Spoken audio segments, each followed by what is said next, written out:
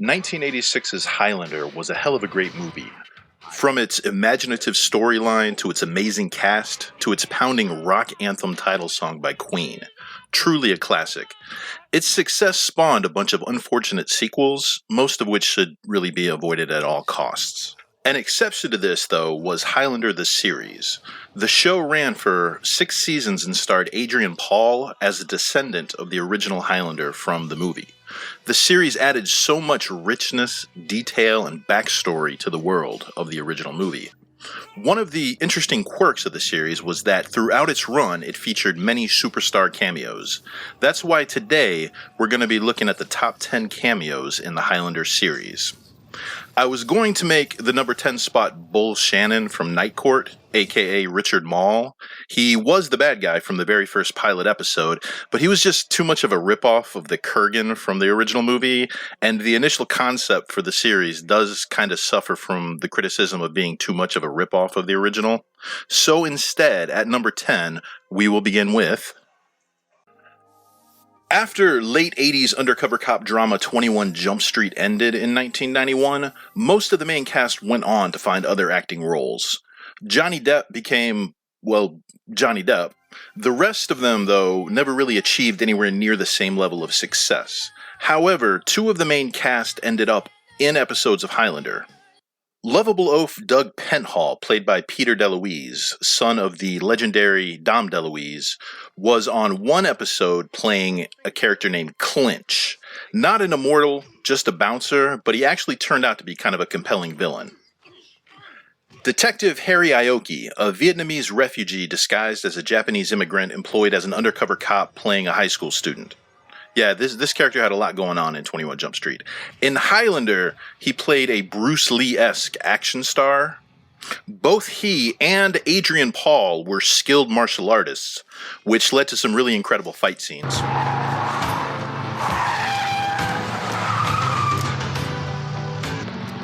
Crazy bastard. You think you can fly? I thought I just did. Prince protege, actress, model, now an evangelical speaker. In the 1980s, she had a few racy roles, 52 Pickup, Action Jackson, and she was so hot she was able to distract Bruce Leroy, the Last Dragon, away from his kung fu training. In this episode, Vanity is playing a mortal named Rebecca Lord. She's the special lady friend of a longtime foe of Duncan MacLeod, named Reinhardt. He tricks his protege Rebecca in a Machiavellian plot to kill Duncan, counting on Duncan's heroic streak to make him unwilling to harm an innocent mortal. Ron Perlman is best known nowadays for his roles in the motorcycle gang series Sons of Anarchy and in the big red rubber suit of 2004's Hellboy and its 2008 sequel. IMDb credits his acting career going back all the way to 1979, and he's one of those actors that has appeared at one time or another in pretty much everything. His appearance in Season 5 of Highlander had him playing The Messenger. Naming himself Mythos, the oldest living immortal, he preaches peace and tries to convert other immortals away from playing the game. The biggest problem with this is that Duncan has already met and befriended the real Mythos, so Perlman is obviously lying about at least that. Is he lying about his whole peaceful philosophy? The actual Mythos doesn't really mind the impersonation. He's survived for thousands of years hiding from players of the game, so he figures that having a false prophet out there impersonating him just deflects more attention. Perlman sticks to his philosophy of peace to the bitter end, all the way through to when a not-so-nice immortal comes along and takes his head. So the man stood by his convictions, I guess. Quick interruption. This is a reminder that if you like the content you're seeing, please remember to like the video and subscribe to the channel. It really helps us out. And now, back to the list. SHEENA Easton was really big in the 1980s. She had 6 Grammy nominations with 2 wins and has received 5 US Gold albums and 1 US Platinum album. Her most recent huge pop hit came when she linked up with Prince, appearing in the 1987 movie Sign of the Times, as well as performing You Got the Look, both in that movie and for the song's music video. In this episode, SHEENA plays Annie Devlin, an immortal born in 1855 Ireland. She's been opposing the English government for over a century, and when Duncan and Richie get in the way, she tries to end them too. Right. Go. Parry. Cut. Parry. Cut. Lunge. Good. Notably, Richie had just attained immortality with his first death right before this episode, and Devlin was his very first life or death immortal duel. Richie unexpectedly survives and is magnanimous in his victory, letting Devlin live. Maybe he was a fan of her music?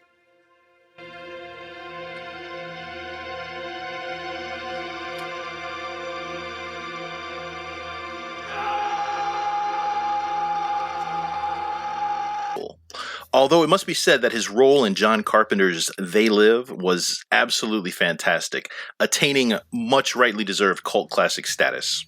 I have come here to chew bubblegum and kick ass.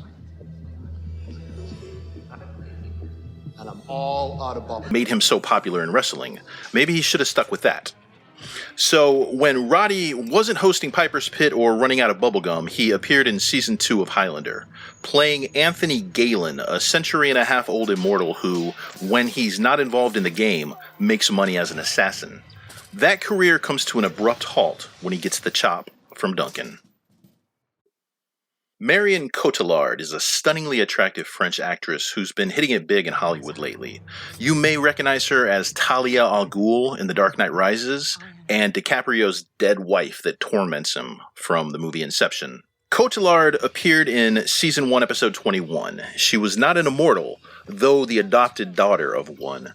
The crux of the plot was that she was raped by the rich, entitled son of Giles from Buffy the Vampire Slayer. Giles happened to be an acquaintance of Duncan's. Duncan and Richie just coincidentally happened to be visiting Giles at his estate in France when Cotillard's pissed-off father shows up with a small army, surrounds the mansion, and demands the head of Mr. Rapist Guy. It's a big mess, but never fear, Duncan really sorts the shit out by the end. Kill him. Don't. Rock royalty Joan Jett of Joan Jett and the Blackhearts, of the Runaways. Yeah, that's a hell of a resume, but did you also know she was an immortal? Joan actually has a pretty lengthy acting history if you check out her IMDb page. Notably, her 1992 appearance in Highlanders Season 1, Episode 5 was only her second ever role credited as anything other than Joan Jett appearing as herself. In this episode, playing as Felicia Martins, an immortal born in 1693, her character is a bit of a schemer. She poses as a brand spanking new fledgling immortal in order to get close to Mac, get trained by him, learn all his secrets, then use all that purloined knowledge to defeat him. It doesn't work out so well, but Duncan does take a pass on taking her head. Duncan usually will do that when it comes to female immortals. He's kind of a chivalrous dude. Who knew iconic rock god and frontman of The Who, Roger Daltrey, was a sword-wielding immortal? Playing Hugh Fitzcairn, Daltrey was killed off Season 3, Episode 15, but he was such a great character he was brought back 5 more times in MacLeod's flashbacks to earlier eras. Fitz, he was a scamp, a rogue, repeatedly getting Mac into trouble with his wacky schemes, but you couldn't help but love him, and Duncan felt the same. He just couldn't quit Hugh Fitzcairn. Fitz, at around 800 years old, is one of the older immortals on the show. He's killed in a duel with the big evil baddie of Season 3, a nefarious dude named Callus, who himself was born in Rome in the 4th century AD. Daltrey, not really noted for his acting, which is very much a small side note to his music career, is easily one of the best characters in the entire series. He plays Fitzcairn perfectly, making him a massive fan favorite. As you watch the show, whenever you saw Fitz show up on an episode, you knew it was going to be awesome. Now, I know this sounds like a silly joke. The lead singer of 1980s group The Fine Young Cannibals became the absolute most compellingly evil villain of the Highlander series. But it's true. Roland Gift, he only has 12 acting credits to his name. No doubt his original appearance on the show was supposed to just be a one-off guest appearance, like so many of the other musicians we find on this list, but he did so well with such a well-written villain that they kept writing more and more episodes for him throughout the series. He eventually came to be one of Duncan's greatest villains ever. Born in Morocco in 1160 AD, Xavier St. Cloud was a skilled warrior who made his living for centuries as a thief, an assassin, and a mercenary. My name is Xavier St. Cloud. There can be only one. What made him such a standout villain? He was the only immortal to blatantly ignore the rules of the game. Even the most nefarious immortal bad guy wouldn't dare violate the protection of holy ground. Nor would they use MAC-10 toting assassins hidden in a nearby van to win a duel. Nor would they employ poison gas. But yep, Xavier St. Cloud, he did all of these things. With numerous appearances throughout the show, Duncan would defeat St. Cloud by the end of an episode, but Xavier would just keep coming back, more deranged and more bent on revenge each time. I am Conor MacLeod of the Clan MacLeod. I was born in 1518 in the village of Glenfinnan on the shores of Loch Shiel. And I am immortal.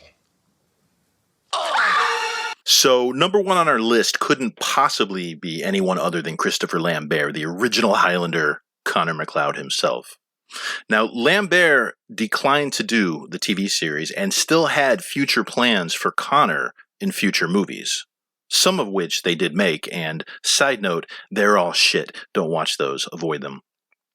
He remained supportive of there being a series in existence, though. The original plan was to recast Conor for the series and make it about his life and adventures. He is the Highlander, after all. According to Wikipedia, newly cast Adrian Paul was influential in convincing the producers to make the series about a whole other character. So instead of Conor MacLeod, we get Duncan MacLeod, coincidentally another immortal born into the same village, of the same clan, in the same part of Scotland, 75 years later. So that's mathematically implausible, yes, but fans only have to buy it long enough to get into the awesomeness of the show, and then they're hooked. Now, the pilot was kind of crappy, a little silly. You could tell they were operating on one of those shoestring budgets you often are stuck with for pilots. Duncan had a weird mullet with ponytail look. Bull Shannon from Night Court, he was silly and comical rather than scary, which is what they were trying to make him.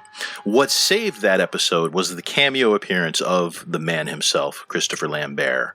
Like a boss, Lambert shows up in the pilot, effectively passing the torch to Adrian Paul. He lets the hardcore fans know that this new show had his stamp of approval.